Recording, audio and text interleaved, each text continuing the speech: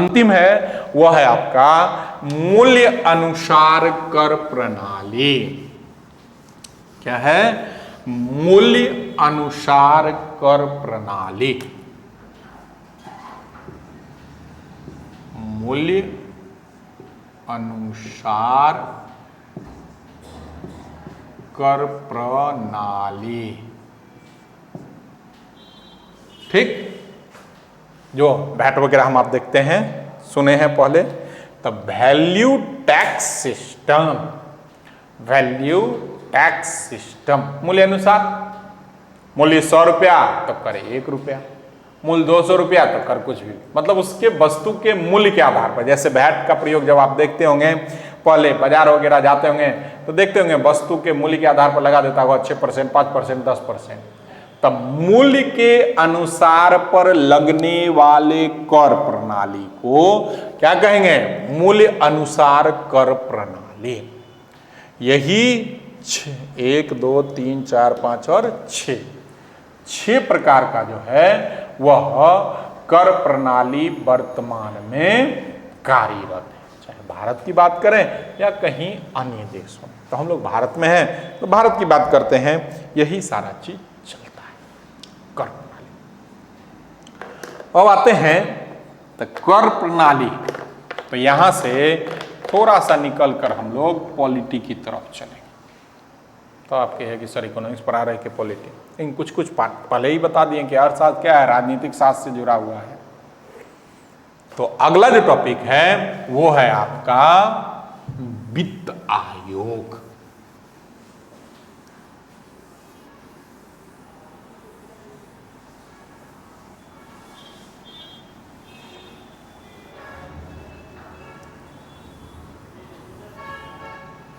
वित्त आयोग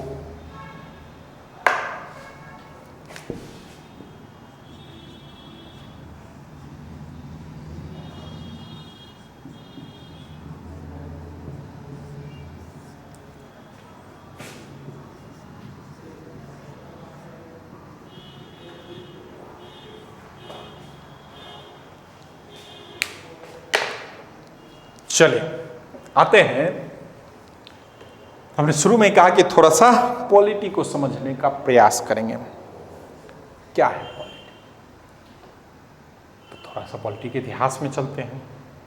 तो आप अगर अक्सर पढ़ते होंगे तो अधिकांश जगह पॉलिटी को ये 1942 में आकर जोड़कर, या उससे पहले चलते हैं तो 35 में ही करते हैं, आते हैं 35 पर ही, जब 1858 का अधिनियम लाया गया था। थोड़ा सा और इतिहास की तरफ चलते हैं, तब पॉलिटी या तब अर्थशास्त्र पर आएंगे। इतिहास की तरफ चलते हैं तो हमारे यहाँ जब हमारे देश की खोज हुई थी 1498 ईस्वी में पुर्तगालियों के द्वारा, तो उस समय हम थे, हमारी विनिमय प्रणाली था। क्योंकि अगर आप इतिहास पढ़े होंगे तो आप देखे होंगे कि हड़प्पा सभ्यता में हम रोम के साथ व्यापार किया करते थे। हम रेशम देते थे या रेशम की वस्तु दिया करते थे और वो लोग बदले में सोना वगैरह दिया करता था। देखे होंगे एक मार्ग वगैरह का भी चर्चा वहां पर किया जाता है, रेशम मार्ग।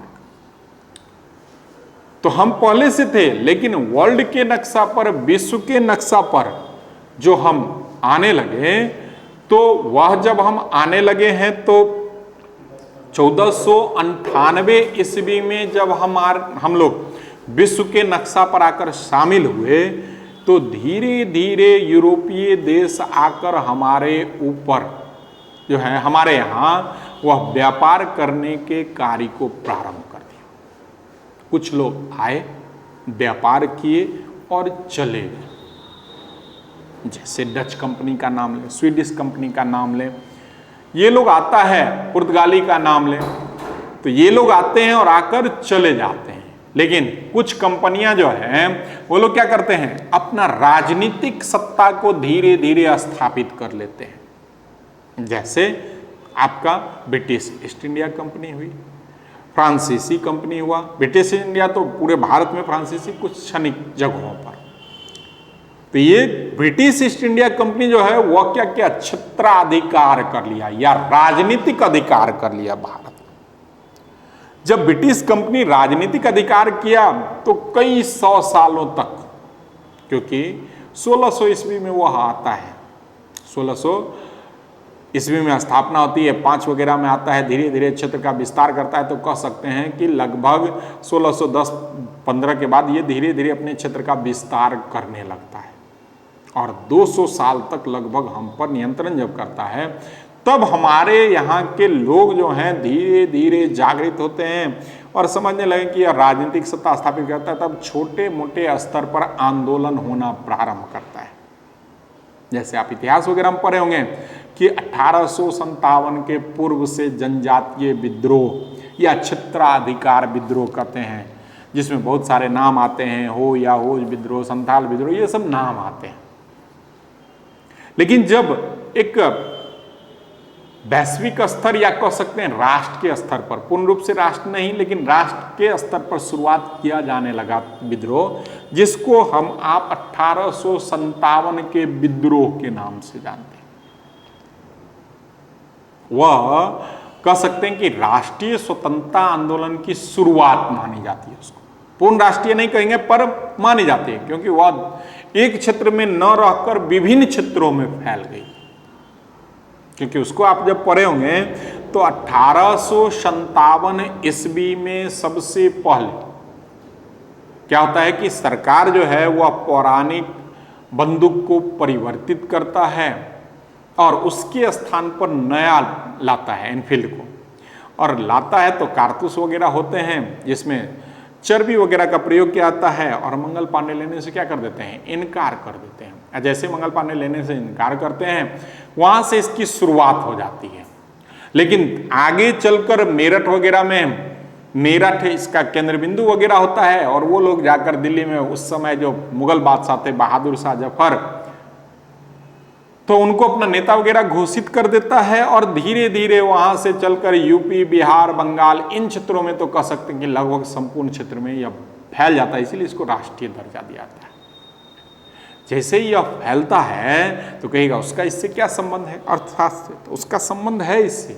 जैसे ही यह फैलता है इसकी चर्चा होती है ब्रिटिश पार्लियामेंट के पास, या उस समय जो महारानी थे एलिजाबेथ प्रथम, उसके वहां चर्चा होता है कि अब भारत में जो है सत्ता या राजनीतिक क्षेत्र में थोड़ा सा दिक्कत उत्पन्न होगा, और थोड़ा सा दिक्कत जब उत्पन्न होगा तब उसी समय के बाद 1857 के विद्रोह को समाप्त किया जाता है, या लॉर्ड कैनिंग उस समय होते हैं, और उन्हीं के काल में आगे चलकर 1857 का जब विद्रोह को कुचल दिया जाता है तो 1858 अधिनियम ला दिया जाता है। 1858 अधिनियम जब लाया जाता है दोस्त, तो वहां पर सबसे प्रमुख बात जो होती है वो होती है क्या, कि हमारी जो सत्ता थी पहले ईस्ट इंडिया कंपनी के हाथ में थी, वो चला जाता है किसके हाथ में, ब्रिटिश क्राउन के हाथ में।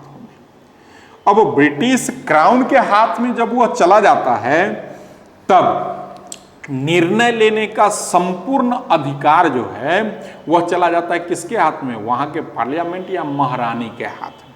इसीलिए आप देखे होंगे कि कैनिंग के काल से क्या बन जाता है, जैसे हम आप पढ़ते हैं ना, गवर्नर, गवर्नर जनरल, और कैनिंग के काल से वाइसराय हो जाता है। तो वाइसराय के रूप में वो आता है। अब ब्रिटिश क्राउन का दिन हो गया, मतलब यहां पर वह जो भी व्यक्ति उसका क्षेत्राधिकार यहां पर है वो संपूर्ण निर्णय ले सकता है। उसको निर्णय लेने के लिए किससे पूछना पड़ेगा, तो उसको निर्णय लेने के लिए ब्रिटिश क्राउन से या वहां की पार्लियामेंट से पूछना पड़ेगा। 1858 अधिनियम आता है, धीरे धीरे अधिनियम बढ़ता जाता है और भारत के लोग भी अपने कार्य को करते रहते हैं। 1858 आता है, 61 आता है, 92 आता है, 1909 आता है, 1919 और 1935 वहां पर लाकर हम आपको हिस्ट्री छोड़ देंगे, तब यहां पर आएंगे कि 35 पर क्यों। 1909 को जानते हैं, 61 92 वगैरह में कुछ नहीं है विशेष, 61 में वित्तीय जो है विभाग वगैरह का गठन होता है। 9 में क्या होती है, तो 9 में आप देखे होंगे, पढ़े होंगे, जो मुख्य बिंदु क्या होता है, तो उसमें सांप्रदायिकता के आधार पर चुनाव वगैरह होता है। अब जब चुनाव वगैरह होता है तो क्या होता है, राजनीतिक सत्ता यहां भी लगभग लगभग क्या हो जाता है, समाप्त है, चुनकर आने लगता है लोग। और वहीं पर देखे होंगे पृथक निर्वाचन की चर्चा की जाती है, जो सर्वप्रथम इस्लाम धर्म के लोगों को दिया जाता है। जब वहां से बढ़ते हैं तो 1919 वाली बात, 1919 में क्या क्या आता है, तो आप देखे होंगे कि वहां पर चर्चा क्या आता है, शासन, द्वैध शासन। द्वैध शासन शब्द को वहां पर लाया जाता है, उसी से हमारे आपका संबंध। द्वैध शासन, तो आप देखें उनके लिखा जाता है कि प्रांतों में द्वैध शासन को शामिल किया गया। अगर द्वैध शासन से कहिएगा तो 6 से 7 ही सवाल बनता है, चाहे हिस्ट्री के रूप में बने, पॉलिटी के रूप में बने, अर्थशास्त्र में नहीं बनेगा पर वहां पर बनेगा। क्या, तो सबसे पहले द्वैध शासन को लाता है रॉबर्ट क्लाइव, लेकिन वो सीमित रहता है, केवल बंगाल तक होता है। 1765 ईस्वी में लाता है, कहीं कहीं 67 भी लिखता है। उसके बाद आप देखेंगे तो 1772 में वारेन हेस्टिंग इसको क्या करता है, समाप्त, अर्थात वह क्षेत्र का विस्तार नहीं हो पाता है, बंगाल तक रहता है और वहीं पर सीमित हो जाता है। लेकिन जैसे ही 1919 ईस्वी में द्वैध शासन को लाया जाता है तो क्या पढ़ते हैं कि प्रांतों में द्वैध शासन, मतलब उस समय जो भी प्रांत थे सभी जगह द्वैध शासन। द्वैध शासन का मतलब होता है दोहरी नीति से, मतलब कार्य को विखंडित करके कार्य को करना। जैसे प्रांत में द्वैध शासन मतलब प्रांत में अभी के अनुसार सोचिएगा तो एक कार्यकर्ता हो गया मुख्यमंत्री, और दूसरा कौन हो गया, स्थानीय निकाय मुखिया वगैरह, तो यही है प्रांत में द्वैध शासन। जैसे ही प्रांत में द्वैध शासन लाया गया, शक्ति का विखंडन कर दिया गया, अब धीरे धीरे कार्य बढ़ने लगा, तब आया 1935 अधिनियम। क्या आया, 1935 अधिनियम को लाया गया या एक्ट को लाया गया, और यहीं से हमको इससे ताल्लुक है। हिस्ट्री खत्म, पॉलिटी खत्म। 1935 अधिनियम जब आप पढ़ेंगे तो 1935 अधिनियम आप देखे होंगे कि लिखा जाता है कि अब केंद्र में द्वैध शासन को लाया गया और क्या किया गया, प्रांतों में द्वैध शासन को समाप्त कर दिया। अब केंद्र में द्वैध शासन को लाया गया मतलब शक्ति का विखंडन कर दिया गया कि एक केंद्र कार्य करेगा, दूसरा राज्य कार्य करेगा, और शक्ति का विखंडन करके 3 वर्ग, मुख्य रूप से ऐसे 4 वर्ग में बांट देता है। सबसे पहला वर्ग उसको क्या कहेंगे, तो उसको कहते हैं संघ सूची, संघ सूची। दूसरा को क्या कहते हैं, राज्य सूची। तीसरा को कहते हैं समवर्ती सूची, और चौथा को कहते हैं, वो कहते हैं अवशिष्ट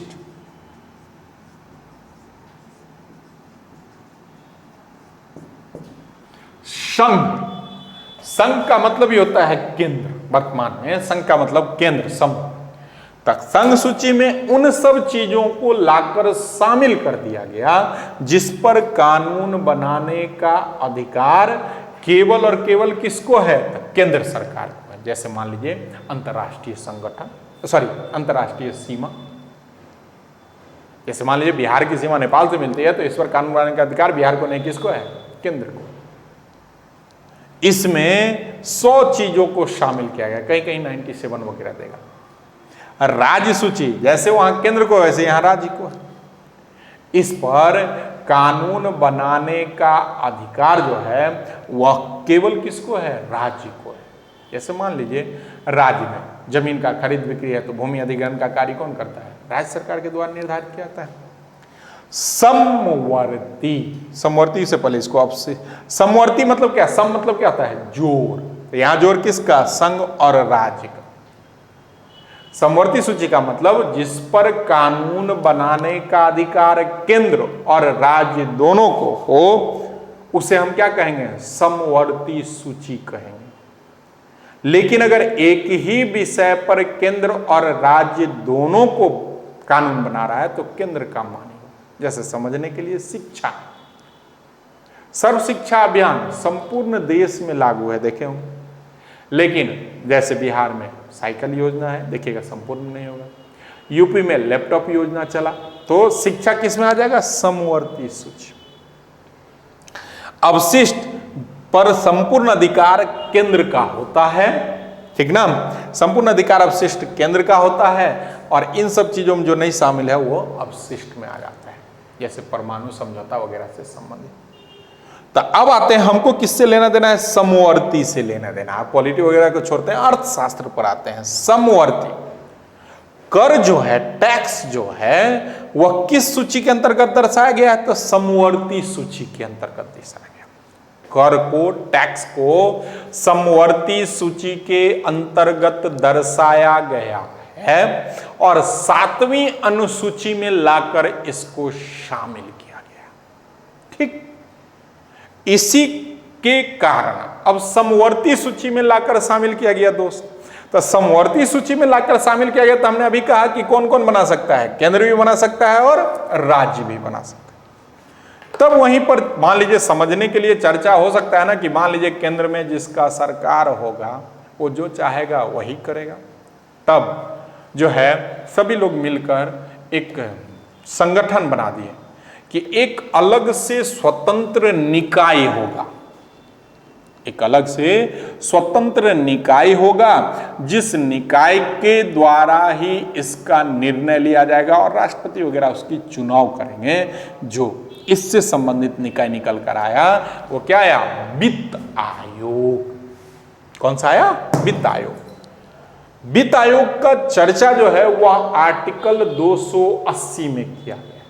अब यहां से अक्सर एक सवाल आपको देखने को मिलेगा, पॉलिटी के रूप में भी मिलेगा, इकोनॉमिक्स के रूप में भी मिलेगा, कि निम्नलिखित में से कौन सी संस्था संवैधानिक या कौन सी गैर संवैधानिक। और अक्सर बहुत सारे लोग इसमें कंफ्यूजन हो जाते हैं और पेन ऑफ मिस्टेक हो जाता है।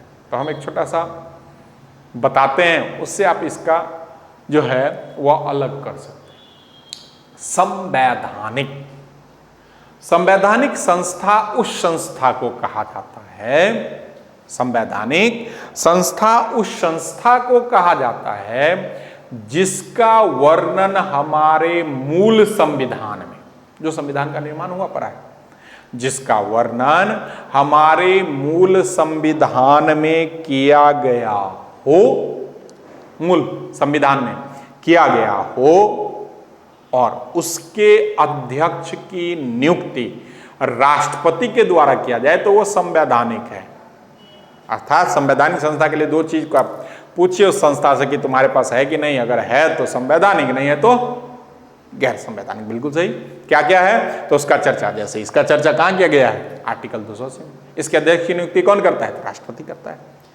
कैग को देखिए 148 में है, और उसका नियुक्ति कौन करता है? राष्ट्रपति करता है।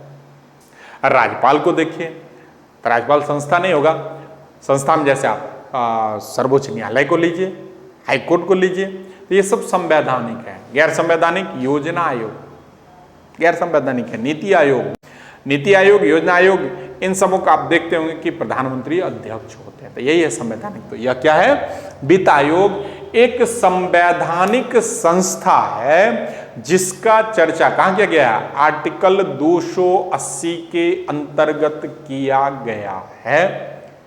इसके अध्यक्ष की नियुक्ति जो है वह राष्ट्रपति के द्वारा किया जाता है। अध्यक्ष तथा अन्य सदस्यों की नियुक्ति जो है वह किसके द्वारा किया जाता है? तो राष्ट्रपति के द्वारा किया जाता है। इसका कार्यकाल 5 वर्षों का होता है। इसका कार्यकाल 5 वर्षों का होता है। अभी वर्तमान में जो है वह 14वें वित्त आयोग,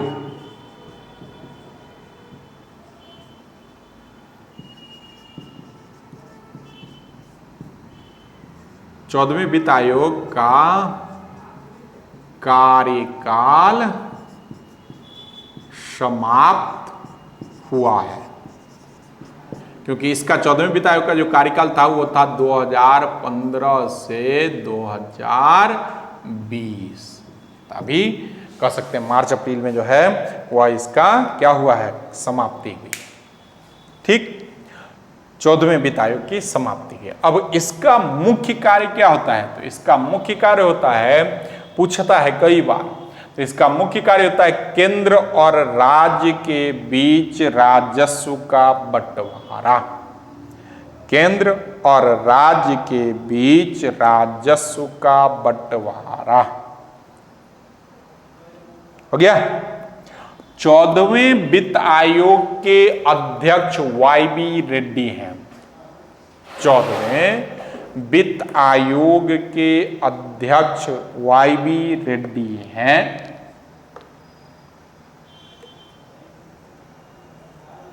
प्रथम वित्त आयोग के अध्यक्ष K C. Niyogi, K C. Niyogi, K C. Niyogi हैं। के.सी. नियोगी हैं। वर्तमान में 15वें वित्त आयोग का गठन किया गया है। 15वें वित्त आयोग का गठन किया गया है, जिसका कार्यकाल 2020 से 25 होगा। 2020 से 25 होगा और इसके अध्यक्ष एन.के. सिंह हैं। और इसके अध्यक्ष एन.के. सिंह हैं। तो यह था आपका वित्त आयोग। फिर आगे हम लोग करके प्रकार वगैरह को